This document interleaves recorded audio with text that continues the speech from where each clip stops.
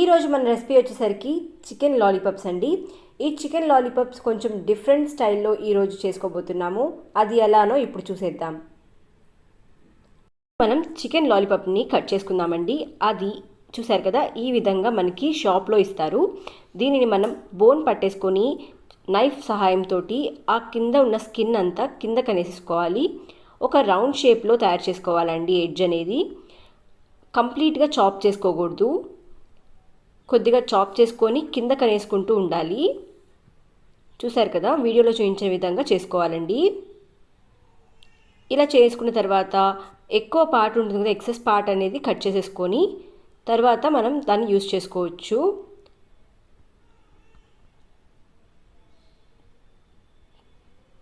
చూసారు కదా, ఈ విధంగా మనం లాలీపాప్స్ని తయారు చేసుకోవాలి. ఇలా తయారు చేసుకున్న తర్వాత ఇలా అన్నిటిని తయారు చేసేసుకోవాలి. ఇలా తయారు చేసుకున్న తర్వాత ఒక బౌల్లో 2 కోడిగుడ్లను పగలగొట్టుకోవాలి.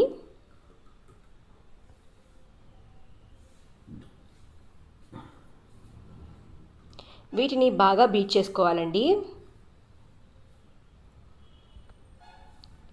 ఈ విధంగా కంప్లీట్గా బీట్ చేసుకున్న తర్వాత అందులో తగినంత ఉప్పు, 1 టేబుల్ స్పూన్ కారం, 1/2 టేబుల్ స్పూన్ వరకు మిరియాల పొడి వేసుకొని బాగా కలుపుకోవాలి. ఇలా కలుపుకున్న మిశ్రమంలో 2 టేబుల్ స్పూన్ మైదా పిండి, లేకపోతే రైస్ ఫ్లోర్ అయినా వాడుకోవచ్చు, బియ్య పిండి కూడా వాడుకోవచ్చు. 2 టేబుల్ స్పూన్స్ కార్న్ఫ్లోర్ వేసుకొని బాగా కలుపుకోవాలండి. చూసారు కదా, ఈ విధంగా మొత్తం కలిపేసుకోవాలి. చూసారు కదా, మన ఎగ్ బ్యాటర్ రెడీ అయిపోయింది. ఇప్పుడు మనం తయారు చేసుకున్న చికెన్ లాలీపాప్ని తీసుకొని మన ఎగ్ బ్యాటర్లో ఒకసారి డిప్ చేసుకోవాలండి. చూసారు కదా, ఈ విధంగా బాగా డిప్ చేసుకోవాలి. ఇలా డిప్ చేసుకున్న తర్వాత బ్రెడ్ క్రమ్స్ని అంటేటట్లుగా బ్రెడ్ క్రమ్స్ని బాగా అప్లై చేసుకోవాలండి. చూసారు కదా, ఈ విధంగా అప్లై చేసుకోవాలి. ఇలా అన్నిటికీ అప్లై చేసుకున్న తర్వాత సెకండ్ టైం కూడా ఇలానే కోటింగ్ చేసుకోవాలండి. ఇలా ఎగ్ బ్యాటర్లో ముంచేసుకొని బ్రెడ్ క్రమ్స్ని పైన అప్లై చేసుకోవాలి. ఇలా తయారు చేసుకున్న తర్వాత స్టవ్ మీద ప్యాన్ పెట్టేసుకొని అందులో డీప్ ఫ్రైకి సరిపడా నూనెను వేసుకోవాలి. నూనె హీట్ అయిన తర్వాత మనం తయారు చేసుకున్న చికెన్ లాలీపాప్ని ఒక్కొక్కటిగా వేసుకోవాలి. చూసారు కదా, ఈ విధంగా వేసుకుంటూ ఫ్రై చేసుకోవాలి. మనం వేసుకునేటప్పుడు 1 నిమిషం పాటు లాలీపాప్ని పట్టుకొని ఉంచుకోవాలండి. అలా ఉంచినప్పుడు బాగా ఫ్రై అవుతాయి. చూసారు కదా, ఈ విధంగా బాగా ఫ్రై చేసుకోవాలి.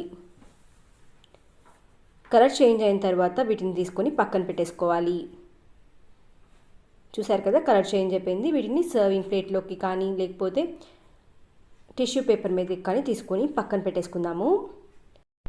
ఇప్పుడు ఒక ప్యాన్ పెట్టేసుకొని అందులో ఆయిల్ వేసుకొని కట్ చేసుకున్న వెల్లుల్లి ఇంకా అల్లం ముక్కలను వేసుకొని బాగా ఫ్రై చేసుకోవాలి. ఇలా ఫ్రై చేసుకున్న తర్వాత కట్ చేసుకున్న ఉల్లిపాయలను కూడా ఫ్రై చేసుకోవాలి. ఉల్లిపాయలు కొంచెం వేగిన తర్వాత అందులో కట్ చేసుకున్న క్యాప్సికమ్ కూడా వేసుకోవాలి. ఇలా అన్నిటిని బాగా వేయించుకోవాలి. ఇలా ఫ్రై చేసుకున్న తర్వాత అందులో 1 table spoon soya sauce, 1 table spoon green chilli sauce వేసుకొని ఫ్రై చేసుకోవాలి.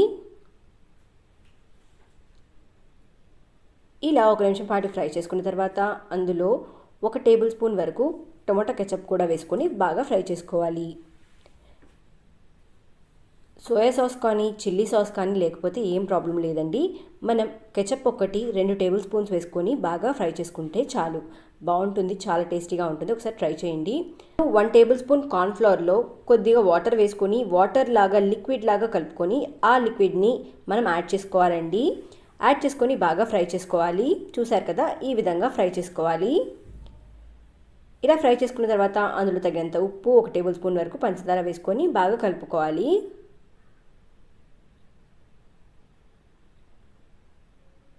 చూసారు కదా, ఈ విధంగా కలిపేసుకున్నాము మొత్తం.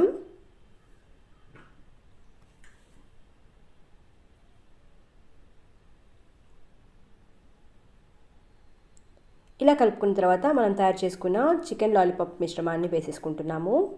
వేసేసుకొని బాగా కలిసేటట్టుగా కలుపుకోవాలి.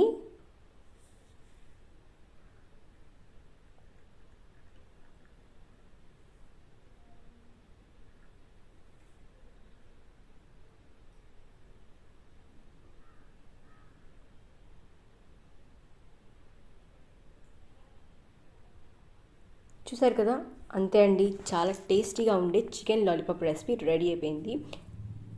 ఇది మైదా పిండి ఇష్టపడని వాళ్ళు బియ్య పిండితో కూడా ఈ రెసిపీని తయారు చేసుకోవచ్చు. మైదా పిండి బదులు 2 టేబుల్ స్పూన్స్ బియ్య పిండి వాడండి, చాలా టేస్టీగా వస్తాయి.